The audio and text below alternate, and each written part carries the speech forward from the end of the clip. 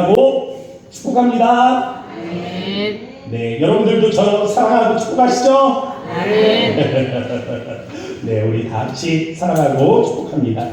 네, 이 사도 바울이 개척한 교회가 있거든요. 에베소 교회입니다. 이 에베소 교회인데 2년 반 정도 그곳에 머물렀어요. 그러면서 개척하고 말씀을 가르치고 제자들을 세웠습니다. 근데 이 에베소 교회를 떠나면서 바울이 거기에 디모데를 목회자로 남겨두게 됩니다. 바울이 디모데를 목회자로 남겨둔 이유가 있어요. 말씀의 교사로 세우기 위함이었습니다. 오늘 말씀의 제목이 말씀의 교사의 이유가 여기에 있습니다. 말씀의 교사. 어떻게 보면 2000년 전에 에베소 교회에 말씀의 교사가 필요했다는 거예요.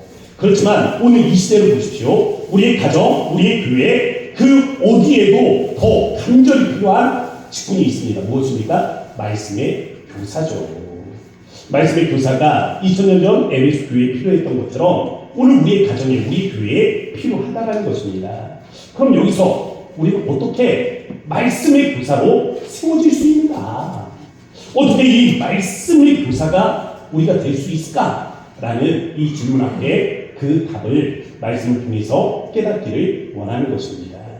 이러한 은혜가 저와 여러분 안에 함께하길 주의 이름으로 축복합니다. 아멘. 자, 첫 번째 말씀의 제목은요. 말씀의 교사, 교회 영적 리더입니다. 큰 산이 있어요. 이 산을 두고 세 부류의 사람이 있다고 합니다. 캠퍼, 그리고 클라이머, 그리고 리더. 이 캠퍼가 뭐냐면 캠프, 이 야영을 하는 사람이에요. 그리고 클라이머, 등산, 올라가는 사람입니다.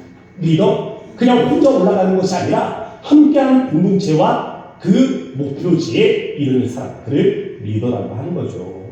언제나 제가 이 지리산을 간 적이 있거든요. 지리산에 가봤는데 거기에 가보니까 딱 이 세 부류의 사람들이 있더라고요.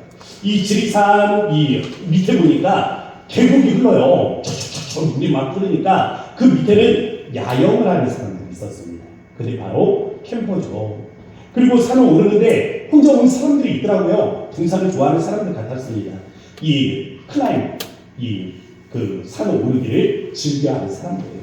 근데 제가 또 한참 가다 보니까 혼자 오진 않은 거예요. 어떤 중년의 선생님들이 이 아이들을 데리고 올라왔습니다. 아이들이 조금 튼튼해 보이는 게 아마도 운동선수가 아닌가라는 생각도 들더라고요. 어쨌든 고등학교 학생들 데리고 올라온 선생님들도 있었어요. 그런데 이 선생님, 이 교사들 보니까요, 그들이 임무가 막중하더라고요. 그럼 결정을 해야 됩니다. 어디에서 이 밤을 지낼까? 하루 동안에 우리는 그럼 이 아이들 데리고 얼만큼을 가야 할까? 그리고 이 아이들에게 밥은 얼만큼씩 나눠줘야 끝까지 이 여정을 마칠 수 있을까? 코스를 어떻게 짜는 것이 이 아이들이 감당할 수 있을까? 여러 가지를 결정을 해야 되는 겁니다. 뿐만이 아니죠. 가다 보면 애들 어떻습니까? 아우 힘들어요. 아 왜 또 가야 되는데요. 이런 아이들을 데리고 가면서 독려를 해야죠. 그래도 끝까지 독려해서 이 아이들을 끝까지 완주할 수 있도록 이끄는 역할, 그것이 바로 리더잖아요. 저는 이 리더의 역할은 분명 혼자서 산을 오르는 것보다 힘들다라는 것을 알고 있습니다. 몇 배는 더 힘들 거예요. 혼자 가면 얼마나 좋아요? 얼마나 좋습니까? 그냥 나 한 몸 힘들면 쉬었다 가고, 또 먹고 싶으면 내가 싸온 음식 먹으면 되고, 뭐 누구 하나 나눠줄 필요도 없이 내가 좋아하는 거니까 내 마음껏 먹으면 되는 거고, 또 자연을 바라보면서 누구 하나 신경 쓸 거 없으니 얼마나 편하고 좋습니까? 그런데 교사란 혼자가 아니잖아요. 함께 데리고 가야 하는 아이들이 있잖아요. 이 아이들이 있으니 우리가 그 아이들 끝까지 이 경주에서 마칠 수 있도록 인도해 줘야 하는 거 아닙니까? 교회 교사의 역할이 바로 이런 것이죠. 이 천국으로 이 여정을 혼자 간다면 쉬울 거예요. 그러나 리더가 되어서 주변을 챙겨야 한다면 그거는 힘들 겁니다. 내 몸도, 내 마음도, 내 믿음도 하나 건사하기 힘든데 누구를 신경을 써? 누구를 생각을 해? 그렇잖아요. 근데 가만히 생각을 해보면 우리 각자에게는 그런 좋은 선생님들이 있었다는 겁니다. 여러분들 보면 그냥 믿은 게 아니에요. 그런 좋은 선생님이 계셨기 때문에 오늘 여러분들의 믿음이 있는 겁니다. 학창시절에 교회를 다녔던 분들이 계실 거예요. 아니, 어른이 되어서 교회를 다니기 시작하신 분들도 계실 겁니다. 누가 되었든, 학창시절이 되었든, 어른이 되었든, 누가 되었든 우리를 말씀으로 인도해 준 스승과 같은 분 먼저 믿고, 그래서 우리의 선배, 믿음의 선배가 되어 우리를 말씀으로 인도해 주었던 그런 스승과 같은 분들이 계시기 때문에 오늘 우리의 믿음이 있다라는 것입니다. 저에게도요, 좋은 선생님이 계십니다. 중학교 때 1학년이요. 처음 교회를 갔습니다. 처음 어떤 교회를 간 거예요. 그 전에 뭐 주일학교가 있다 그러면 이 교회도 가보고 저 교회도 가보고 갔다 오면 뭐 그지냐 과자 얻어먹으러 갔냐 하면서 어머니에게 혼나기도 했습니다. 근데 중학교가 들어가니까 이제 교회를 정해놓고 다닐 수 있게 되었는데 친구를 따라서 간 이 첫 번째 교회, 그 첫 번째 교회에서 선생님이 첫날 저를 꼭 안아주시면서 동현아 사랑한다 하시더라고요. 그때가 14살, 지금 이제 50대니까 몇 년이야? 36년? 근데 지금도 돌아보면 그때 그 선생님의 품이 따뜻하게 느껴지는 거예요. 학창시절 친구들이 함께 교회를 다녔거든요. 이 학창시절 어떻습니까? 또 엄청 먹어도 되잖아요. 그 엄청 먹어도 되는 아이들, 식성 좋은 그 아이들 간식 사먹이겠다고 자기 용돈 쪼개가면서 아이들 막 이 빵이며 뭐 여러 가지 사주셨던 선생님 기억이 나요. 근데 지금 생각해보니까 그 청년 선생님 돈이 어디 있었겠어요? 그 월급 받는 거 그 쥐꼬리만한 월급 쪼개가지고 그걸 가지고 그 먹성 좋은 아이들을 먹였으니 선생님 아마 등골이 휘었을 겁니다. 말씀과 함께 공부를 가르쳐주던 그런 전도사님이 계셨어요.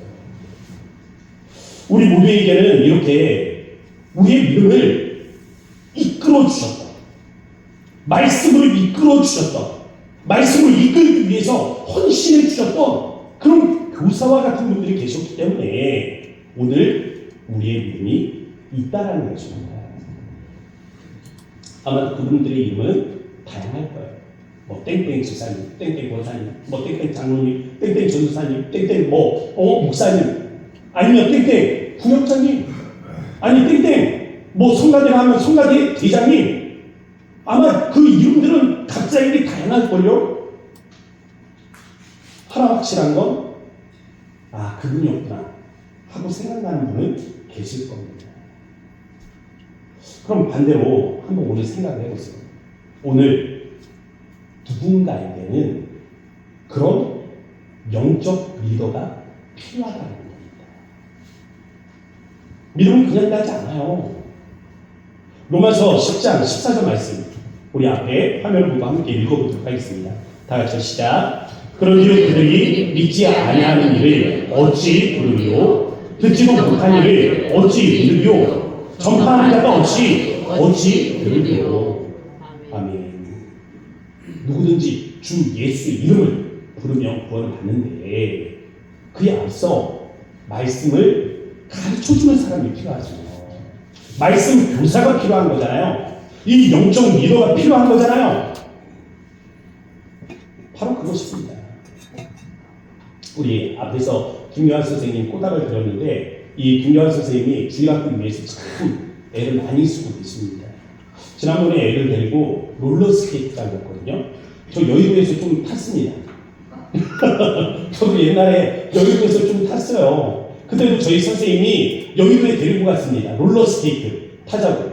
그래서 뭐 교회 누나들, 형들 그리고 동생들 데리고 다 같이 가서 자전거 타고 롤러스케이트 탔어요. 좀 탔습니다. 야, 근데 바뀌었어. 너무 미끄러워요. 우리 김경환 선생님이 앞에서 타시더라고. 근데 빠르하시더라고. 그래서 속으로 저렇게 크신 분이 막 휘청휘청 내다가 뿌다가 넘어지는 거 보니까 저러다 뼈 부러지겠다. 나는 조심하자 그랬어요. 근데 조금 있다가 제가요 대자로 뻗었어요. 대자로. 대자로 뻗으니까 사장님이 그냥 깜짝 놀라가지고 야, 저 척추 부러진 거 아닌가? 근데요, 저 그때 깨달았거든요. 저 엉덩이에 살이 많더라고요. 빠져나가고 넘어지는데 콩콩콩 이 느낌 있죠? 살이 콩콩콩 뼈가 안 부러져. 뼈가 안 부러져. 아이고 그랬습니다. 여러분으로 아이들을 위해서 애쓰시는 우리 김여한 집사님 보면 감사한 마음을 가져요. 굳이 뭐 설교 시간에 뭐 사람을 칭찬하냐 할 수도 있어요. 그런데 1년에 한 번 우리가 마음껏 칭찬해 줘야 됩니다. 왜냐? 장난이 아니에요. 요즘 아이들은 옛날 아이들하고 또 다르더라고요. 장난이 아닙니다. 어른들은요, 섬기면 두세 번을 하잖아요? 염치가 있어요. 한 번은 피드백이 돌아와. 근데 애들은요, 이거는 싱골이에요, 싱골. 사람과 관심을 그냥 잡아먹어. 줘도 끝이 없어. 고마운지 몰라. 그러니 이날만큼은 많이 칭찬해 주셔야 돼요. 뭐 이따 나갈 때 우리 김여한 집사님 칭찬받느라고 바쁘시겠습니다. 저도요, 전도사 시절에 이 청소년 때문에 많이 울었어요. 사춘기 여자아이가 저는 그때 애가 제정신이 아닐 것 같더라고요. 기도하는데 막 눈물이 나는 거예요. 왜 하나님 제가 저 아이를 맡아가지고 이렇게 힘들지 모르겠습니다. 아, 이상해. 그냥 엄청 울었거든요. 근데 그 아이가 그 시기를 견디고 나니까 저의 오른팔이 되더라고요. 근데 요즘은요, 이 사춘기 여자아이들 때문에 울지도 않아요. 성인 목회를 시작하면서 사춘기가 대단하다 생각했거든요. 근데 갱년기 선생을 만나니까 그것도 아니야. 사춘기 대단해도 갱년기에는 갖다 몇 개 못 되더라고요. 네. 요즘 주일학교가요, 이 계속해서 줄어드는 게 맞습니다. 아이들 숫자가 줄어들어요. 뭐 출산 안 하니까 아이가 줄기도 하고, 또 주일학교가 예전에는 이 한국교회 문화를, 이 한국 사회 문화를 주도했거든요. 근데 요즘은 이게 좀 역전이 돼서 그런지 그 교회에 아이들이 와서 잘 흥미를 붙이지 못해요. 우리 주일학교도 뭐 이렇게 올랐다가 내렸다가 반복하기를 하고 있습니다. 어쩌면 우리 주일학교 교육이요, 저는 그런 생각이 들더라고요. 어쩌면 하나를 위한 일 수도 있겠다. 어쩌면 단 한 사람을 위한 교육이 될 수도 있겠다. 그런 생각이 드는 거예요. 그런데 아세요? 이게 한 사람의 교육이라 할지라도 하나님이 하나의 미랄로만 사용하신 적이 있습니까? 하나의 밀이 땅에 떨어지면 어떻게 하셨어요? 30배, 60배, 100배 결실하게 하셨잖아요. 하나의 미랄로만 사용하시는 법은 결코 없다라는 거죠. 1855년에 보면 미국 보스턴에 이 버논교회라고 있었어요. 여기 킴볼 교사가 있었습니다. 주일학교 교사 선생님이에요. 이 킴볼 교사 선생님이 보니까 이 구두방에서 일하는 아이가 보이는 거예요. 그 아이에게 복음을 전하고자 했습니다. 그래서 아이를 위해서 기도하는 거예요. 하나님, 이 아이가 하나님을 믿게 해주세요. 예수님의 사랑을 경험하게 해주세요. 예수님을 알고 하나님, 이 아이의 인생이 달라지게 도와주세요. 예수님을 영적으로 경험하는 은혜가 있게 해주세요 하면서 기도하고 복음을 전하러 갔습니다. 몇 날 며칠을 말씀을 전하다 보니까 아이의 문이 열린 거예요. 마음 문이 열렸어요. 그 아이가 예수님을 영접했습니다. 그리고 훗날에는 전도자로 쓰임을 받게 돼요. 그의 이름이 누구냐면 디엘 무디예요. 우리가 잘 알고 있는 이 디엘 무디. 근데 이 디엘 무디가 나중에 신학교를 세웁니다. 무디 신학교 유명하거든요. 이 무디 신학교를 세우는데 이 무디 신학교에서 윌버 채프만이라는 사람이 졸업을 하게 됩니다. 이분이 누구냐면 우리나라겠죠. 우리나라 조선시대 우리나라에 와서 100만인 구현 운동을 시작하신 선교사님이세요. 근데 이 윌버 채프만 옆에 보면 야구 선수 출신의 한 사람이 있거든요. 빌리 썬데이라는 사람이 있습니다. 이 빌리 썬데이가 윌버 채프만 목사님 곁에서 사역을 듣다가 이제 그 사역을 독립해서 나아가요. 그러면서 미국 이 부흥운동의 주역으로 솟아오르게 됩니다. 그런데 이 빌리 선데이 목사님이 말씀을 중과하는데 이 미국의 놀라운 부흥이 일어나면서 많은 사람들이 모여서 도시 선교, 이 미국이 말씀으로 세워진 이 미국이 체질이 좀 바뀌어져야 된다 하면서 도시 선교를 위해서 사람들이 모여서 기도하기 시작했어요. 근데 그 기도 모임에 16살 된 소년이 있었습니다. 그 이름이 빌리 그레이엄이에요. 보세요. 어떻게 시작됐습니까? 킴볼 선생님, 한 사람, 한 영혼, 그를 통해서 수백만의 사람들의 생명을 부르는 이 구령하는 이 역사를 경험하게 하셨잖아요. 저는 우리 고향동산교회 주일학교 교육이 그렇게 되길 바라는 거예요. 이를 위해서 함께 기도하고 또 함께 헌신해 주시기를 부탁을 드립니다. 아멘. 자, 두 번째는요, 말씀의 교사, 가정의 영적 리더예요. 지금까지 교회 학교에 대해서 여러분들이 말씀을 드렸잖아요. 그런데 정작 또 이런 영적 리더가 필요한 또 다른 장소가 있단 말이에요. 교회뿐만이 아니라 또 다른 장소에 영적 리더가 필요하다고요. 거기가 어디입니까? 우리의 가정이에요. 가정. 지난주에 우리 가정에 여러분들이 부탁을 드렸어요. 뭐가 되다고 그랬어요? 영적 우물. 영적 우물은 어떻게 된다고 했습니까? 기도를 통해서. 우리가 하나님께 기도하고 하나님이 그 기도에 응답하셔서 우리에게 은혜를 부어주시면 그 은혜가 우리 우물, 이 우물 그릇에 담겨서 차고도 넘치는 은혜 가운데서 우리는 뭐라고 했어요? 흙이라고 했잖아요. 뭐로 만드셨습니까? 흙으로 만드셨으니까 우리는 흙이죠. 메말라 버리면 어떻게 돼요? 먼지와 같이 사라집니다. 그런데 우리가 수분을 흡수하게 되면 찰지게 되잖아요. 달라붙게 되잖아요. 가정이 그래서 화목한 거 아니에요? 그래서 영적 우물이 필요한 거 아닙니까? 지난주에는 그래서 영적 우물에 대해서 말씀을 드렸단 말이에요. 오늘은 영적 리더십입니다. 우리 가정에 영적 리더십이 있어야 된다고요. 여러분의 가정에 영적 리더십이 있어야 돼요. 있어요? 있어? 지금 생각하면 우리 가정의 영적 리더십은 이거 있어? 묻고 싶어요, 저는. 그럼 이 영적 리더십을 어떻게 세웁니까? 말씀입니다. 말씀. 바울은 디모데를 에베소 교회에 남겨두면서 그에게 한 말이 있습니다. 디모데전서 1장 13절 말씀. 우리 같이 읽어보도록 할게요. 시작. 내가 마게도냐로 갈 때에 너를 권하여 에베소에 머물라 한 것은 어떤 사람들을 명하여 다른 교훈을 가르치지 말며. 그 끝에 보면 뭐라고 되어 있어요? 다른 교훈을 가르치지 말며. 지금 바울이 경계하고 있는 것이 무엇입니까? 다른 교훈이에요. 다른 교훈. 다른 교훈이 뭐냐면 이 다른 교훈은 바울이 교회를 세운단 말이에요. 복음을 증거하고 교회를 세우면 바울이 교회를 세우는 루트를 따라서 뒤에 따라오는 것들이 있습니다. 뭐냐면 다른 교훈, 다른 교훈. 갈라디아서 말씀에서는 다른 복음이라고 했어요. 다시 말하면 이단들을 이야기하는 거예요. 이단, 잘못된 가르침에 대해서 이야기하는 겁니다. 이 바울 이 시대에 있었던 기독교 이단 크게는 두 그룹이에요. 하나는 율법주의 이단, 또 하나는 이 영지주의 이단이에요.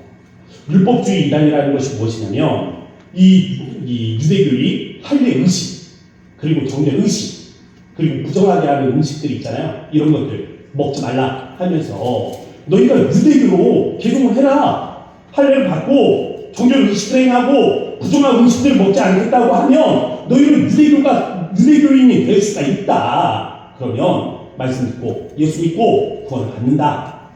이 가르침을 주는 거예요.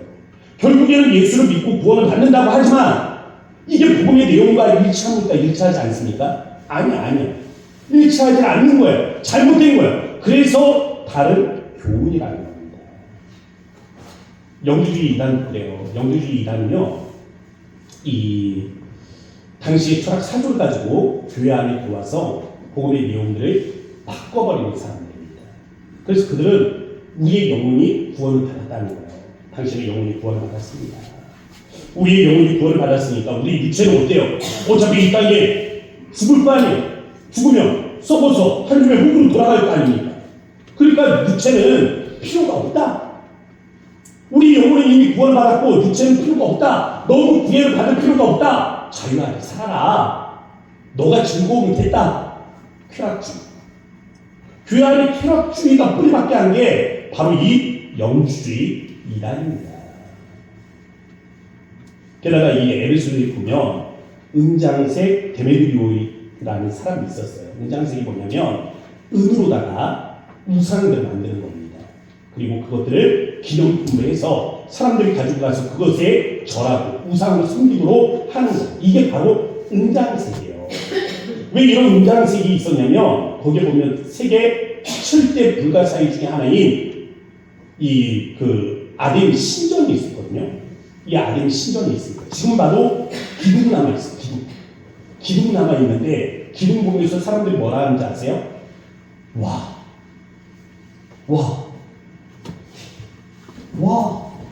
왜 와 하는지 아세요? 굉장하니까. 지금 2025년을 살아가는 이때에도 기둥 남아 있는 거 그거 보고 와 하는데 2000년 전에 그걸 봤다면 그 건축물을 봤다면 사람들이 어떻게 했겠어요? 와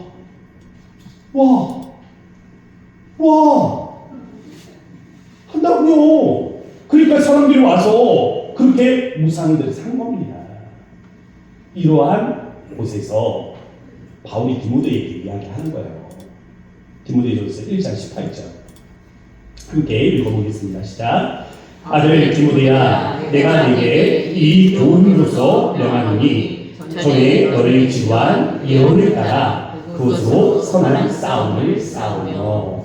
아멘. 지금 율법주의 이단들이 몰려오잖아요.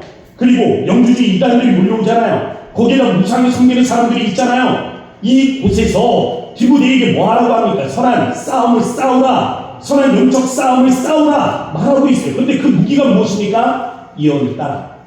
예언으로. 그럼 이 예언이 뭐예요? 예언은 말씀.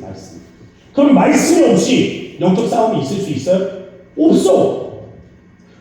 말씀이 없는 사람은 싸움도 없는 거예요. 말씀의 교훈이 없으면 영적 전쟁도 없다. 그럼 누가 누구를 가르칠 것이냐? 우리가 우리 가정에 영적 리더십이 필요하다고 했잖아요. 그럼 누가 누구를 가르칠 거예요? 남편이 아내를 가르쳐? 아내 무릎 꿇고 말씀 들을 거예요? 난리 나지. 나 이거 감당 못해. 우리 권사님들. 내가 너에게 남자가 말씀을 가르치는데 우리 여성분들 집에서 무릎 꿇고 말씀 들으세요. 할렐루야. 오늘 밥도 못 먹고 죽을 거예요. 누가 누굴 가르칠 거예요? 남자가 여자를, 여자가 남자를? 맞지 않습니까? 남편이 아내를 가르쳐야 되는 것이고 아내가 남편에게 이 말씀으로 교훈을 줘야죠. 부모가 자식에게 말씀으로 교훈을 줘야죠. 자녀가 부모에게 말씀으로 교훈을 줘야죠. 에베소서 6장 말씀 외우시죠. 저희 아들도 외웁니다. 이놈이 잔소리를 하니까 부모들아 내 자녀를 미흡게 하지 말라. 제가 잔소리 좀 한다고 갑자기 말씀을 외우더라고요. 그래서 그래 잔소리가 되는 것 같아서 멈췄습니다. 아니 근데 그렇지 않아요? 남편이 아내에게 말씀으로 교훈을 주고 아내가 남편에게 말씀으로 교훈을 주고 또 부모가 자식에게 자녀도 부모에게 사람의 말이 아니라 그게 하나님의 말씀이라고 믿으면 누가 누구한테 왜 못합니까? 사무엘서에 보면 다윗이 마음 광야에 있을 때가 있었어요. 이 마음 광야에 있을 때 큰 실수할 뻔한 적이 있습니다. 이 마음 광야에 누가 있냐면 나발이라는 사람이 있었어요. 그는 큰 부자였습니다. 양털 깎는 축제예요. 언제요? 축제라고요. 축제면 뭐가 있어야 돼? 잔치면 뭐가 있어야 돼? 음식이 있어야지. 그렇잖아요. 마찬가지예요. 양털 깎는 축제야. 잔치야. 그래서 다윗이 사람들을 보내서 음식 좀 가져와라 라고 그렇게 부탁을 한 거예요. 그래서 사람들을 보내면서 정중하게 인도를 합니다. 한번 화면을 보세요. 이 다윗이 뭐라고 말하냐면 우리가 좋은 날에 왔은즉, 이 좋은 날이 뭐예요? 축제일, 양털을 깎는 축제일이요. 내 종들과 내 아들 다윗에게 주기를 원하노라. 내 종들과, 내 종이 누군지 아세요? 다윗과 함께하는 사람, 다윗이 보낸 그 사람들을 이야기하는 거예요. 이 사람들, 다윗과 함께하는 사람들 누구의 종이라고 이야기해요? 내 종, 나발의 종. 그리고 다윗은 뭐라고 말합니까? 내 아들 다윗. 누구 아들이라고? 나발의 아들. 나발의 아들이라고 표현하는데도 이유는 있습니다. 왜냐하면 나발은 갈렙 족속이에요. 갈렙은 유다 족속의 수장이었어요. 그러면 다윗은 유다 족속이에요. 혈통으로 보면 어때요? 친척이야. 친척이니까 누가 이 소열이 믿든 아니든 누군가를 믿을 거 아니에요. 그러니까 나발이 위라면 다윗은 이 나발이 뭡니까? 아들이지, 아들. 친척, 이 조카. 그런 의미예요. 그런 고백을 하는 겁니다. 굉장히 다윗으로서는 할 수 있는 최대한 경이로운 표현을 하고 있는 거예요. 그런데 가는 말이 고우면 오는 말은 어때요? 고와야죠. 근데 나발이 말이 곱지가 않습니다. 나발이 뭐라고 하냐면, 아니 주인은 억지로 떠난 종이 있다는 거예요. 그게 누구냐면 다윗을 가르쳐서 이야기하는 겁니다. 사울이 죽이려고 해서 도망을 뻔히 하는데, 아니 그런 다윗에게, 아니 억울하고 뻔히 하는데 그런 다윗에게 주인을 억지로 떠나는 종이다. 다윗과 함께하는 사람들, 다윗은 내 종들이라고 했잖아요. 나발의 종들이라고 했잖아요. 근데 나발이 뭐라 하는지 아세요? 아니 어디서 왔는지 그 근본도 모르는 사람들, 이런 모욕을 주는 거예요. 다윗이 분통해 있습니다. 이때 자존심이 상하고, 그래서 나발을 때려 죽이려고 해요. 다윗이 나발을 진짜로 죽이려고 길을 나서는데 그 앞을 가로막은 여인이 있습니다. 나발의 아내 아비가일이에요. 나중에는 다윗의 아내가 됩니다. 나발이 죽고 그 다음에 다윗의 아내가 돼요. 이 아비가일이 아니었다면 다윗은 왕위로 오기도 전에 먼저 폭군이 되었을 겁니다. 다행히도 아비가일은 말씀으로 교훈하는 여자였던 거예요. 나발은 모욕적인 말로 다윗의 심기를 건드렸지만 이 아비가일은 다윗을 28번 주라고 지칭합니다. 주. 사무엘상 25장 29절 말씀, 우리 한 절만 같이 읽어볼게요. 다 같이 읽습니다. 시작. 사람이 일어나서 내 주를 쫓아 내 주의 생명을 찾을지라도 내 주의 생명은 내 주의 하나님 여호와와 함께 생명 싸개 속에 쌓였을 것이요 내 주의 원수들의 생명은 물매로 던지듯 여호와께서 그것을 던지시리라. 아멘. 내 주 반복되는 이 한 절에 벌써 몇 번이 나오는지 보이죠? 근데 이 아비가일이 이 표현이 참 대단해요. 이 말씀이 대단합니다. 다윗이 가르쳐서 뭐라고 말합니까? 그 빨간 글씨 보세요. 내 주의 생명은 내 주의 하나님 여호와와 함께 생명 싸개 속에 쌓였을 것이요. 이 싹이 있잖아요. 싹. 싹이가 뭐냐면 보자기. 주머니. 옛날에는 우리 할머니들, 우리 할머니 이게 뭐냐면 용돈 주는 거야 이게. 할머니 그거 듣는 게 아니고 이러다가 여기서 이래가지고 꺼내주는 용돈이 있었습니다. 이게 뭐예요? 여기 이거.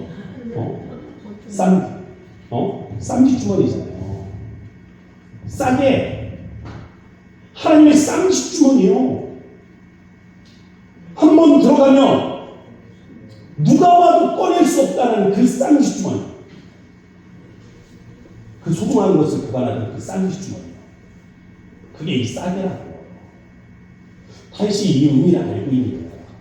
어떻게 하냐면 다윗은 목동이었죠. 목동인데 양을 많이 가지고 있는 사람은 이 목동을 부려서 양을 칠 거 아니에요? 근데 집에 양이 두세 마리. 양 풀 뜯어먹이고 댕기려면 농사를 묻죠. 그럼 양을 어떻게 할 거예요? 죽여? 그냥 잡아먹어? 아니잖아요. 이때는 방목이에요, 방목. 그냥 돌아다니면서 풀 먹여야 돼. 그냥 어떻게 해요? 풀을 뜯어다가 먹일 수는 없어. 감당이 안 돼. 그러니까 결국에는 양치기에게 맡기는 겁니다. 그럼 나중에 찾아올 때는 어떻게 할 거예요? 징표가 있어야지. 몇 개를 맡겼는지 징표가 있어야지. 양을 맡기고 돌멩이를 받아요. 그럼 그 돌멩이, 이 돌멩이 잃어버리면 내 재산 다 날려버리는 거야. 이 돌멩이 어떻게 보관할 거야? 어디다 보관할 거야? 보자기 싸게 쌍지 주머니 바로 거기에 소중하게 보관하는 거 아닙니까? 지금 아비가일이 다윗에게 이야기할 때 하나님께서 너희 생명을 지키신다. 너희 생명을 지키시는데 바로 이 생명 싸게 너를 담아서 소중하게 지키고 계시다. 지금 그렇게 말씀으로 가르쳐주고 있는 겁니다. 아비가일의 교훈이 다윗의 분노를 잠재웠습니다. 분노로 인한 피해 보복에 브레이크를 밟은 겁니다. 한번 보세요. 자존심이 상해. 그래서 분노해. 그래서 사람을 죽이려고 해. 누구 생각나요? 사울. 다윗은 만만이요 사울은 천천히라. 자존심이 상해. 그래서 분노가 일어났어. 그래서 창을 들어서 다윗을 향해 던지며 죽이려 하는 모습. 꼭 사울과 같은 모습 아니에요? 악령이 지배를 받던, 악한 영이 지배를 받던 사울의 모습이 누구에게 나타나려고 했어요? 다윗이요. 근데 그걸 누가 막았습니까? 말씀의 교사 아비가일. 말씀으로 교훈하는 여인을 통해 이 일이 이루어졌단 말입니다. 그럼 우리 가정에 말씀의 교사가 있어야 돼요.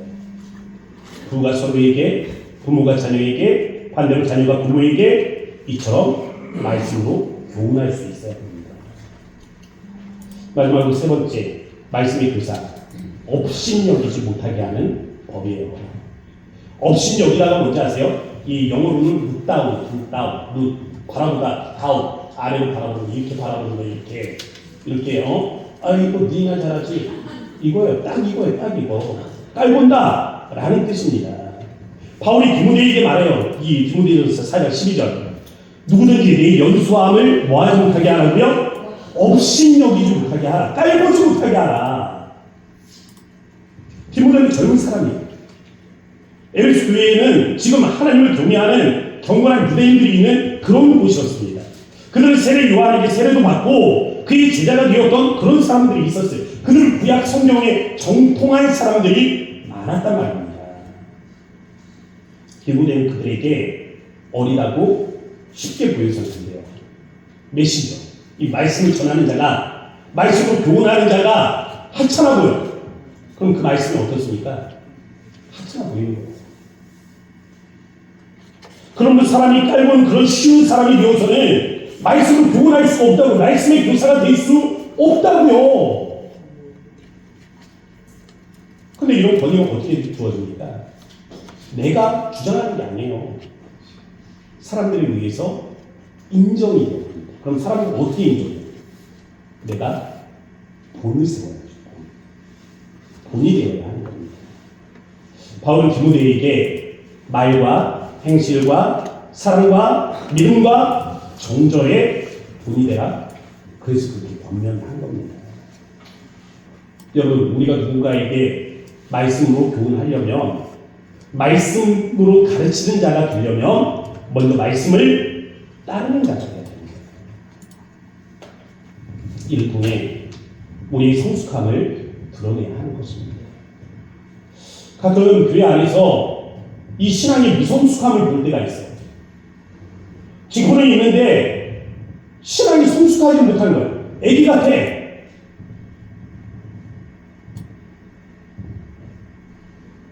믿음만 있다고 본이 되는 게 아닙니다. 말과 행실과 사랑과 믿음과 정절에 있어 본인이야. 여러분을 두고 하는 이야기는 아닙니다. 저 자신도 그래요. 가끔 이 집에서 아내에게 또는 아들에게 말씀의 원리를 가지고 이야기를 할 때가 있습니다. 뭐 부부간에도 이야기를 하면서 제 입장에서 이야기를 하는 거죠. 그런데 저는 그렇게 생각을 해요. 말씀으로 생긴 이 원리, 말씀의 원리로 나는 말을 하고 있다라고 생각하는데 상대에게 잘 받아들여지지 않는 것 같은 경우들이 있습니다. 왜 그럴까? 아니 내 말하는 것도 아니고 나를 주장하는 것도 아니고 하나님의 말씀의 원리를 가지고 이야기하고 있는데 왜 받아들이지 못할까? 핵심은요, 본이에요, 본. 본인이에요, 본. 본인이 돼야 되는 거죠. 사랑을 말하려면 뭐가 필요해요? 먼저는 사랑을 느끼게 해줘야 되는 거예요. 아니 너는 사랑하는 사람이 되어야 한다. 하나님이 그렇게 말씀하시지 않으냐 하면서 내가 상대에게 사랑하는 감정을 주지를 못하는 그렇게 말하는 사람은 어떻게 보겠습니까? 깔보는 거죠. 네가 먼저 사랑을 해봐라. 아니 헌신과 섬김에 대해서 말하려면 우리가 그런 본을 세워야 하지 않겠습니까? 성실 말하면서 교훈이요. 여러분 그의 말을 듣겠어요? 성실하게 살아라, 성실하게 살아라. 누워서 너는 성실하게 살아라 하고 있다면 그 말을 듣겠냐고요? 난 안 들어. 듣는 척도 안 할 거죠. 그러니까 말씀에 본이 돼야죠. 바울이 이걸 뭐라고 말하는지 아세요? 판단, 전심, 전력이에요. 여러분 오늘 읽은 말씀 뒤에 보세요. 전심, 전력을 말합니다. 전심, 전력이 뭐예요? 예수님께서 말씀하셨잖아요. 너희가 마음을 다하고 뜻을 다하고 목숨을 다하여 주 너의 하나님을 사랑하라. 사랑이 시작이에요. 사랑. 상대를 사랑하는 게 아니에요. 사람을 사랑하는 게 시작이 아니에요. 하나님을 사랑하는 게 시작이에요.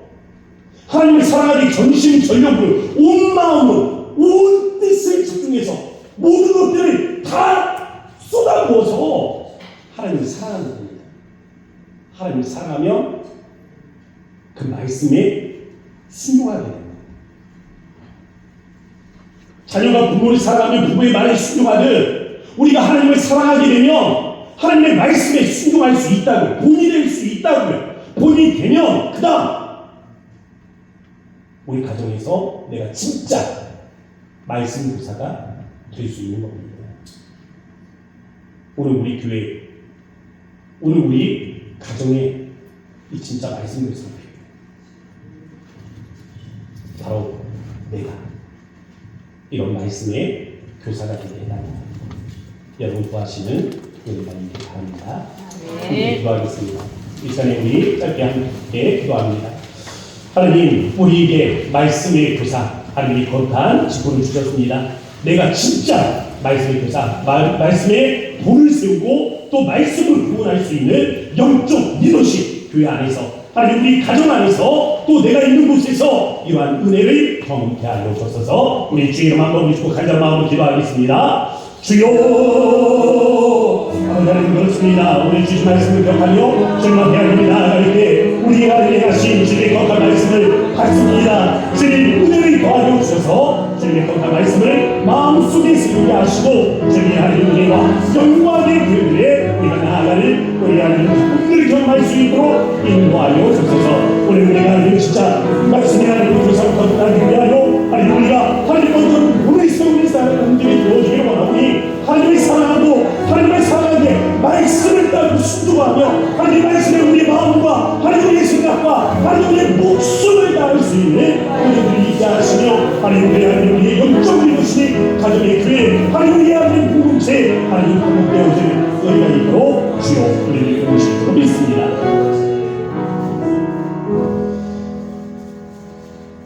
하나님 고맙습니다. 우리 가정에 우리 교회에 하나님 우리 공동체에 이 말씀의 진짜 교사가 필요합니다. 내가 되고 싶습니다. 하나님 우리에게 하나님을 사랑하는 마음을 주시되 전심전력 온 마음을 다하고 온 뜻을 다하고 목숨을 다해서 주를 사랑하는 마음을 주셔서 먼저는 내가 말씀에 순종하는 사람, 말씀을 따르는 사람 되게 하시고 또한 이 말씀으로 교훈하는 사람이 되게 하여 주셔서 우리 가정의 교회에 하나님 말씀의 권면이 충만한 은혜가 있도록 주님, 그래서 우리 가정도 우리 교회도 달라질 수 있는 은혜가 있도록 주님 함께하여 주셔서 예수님의 이름으로 감사하며 기도합니다. 아멘. 우리 다 함께 자리에서 일어나셔서 찬송가 635자입니다.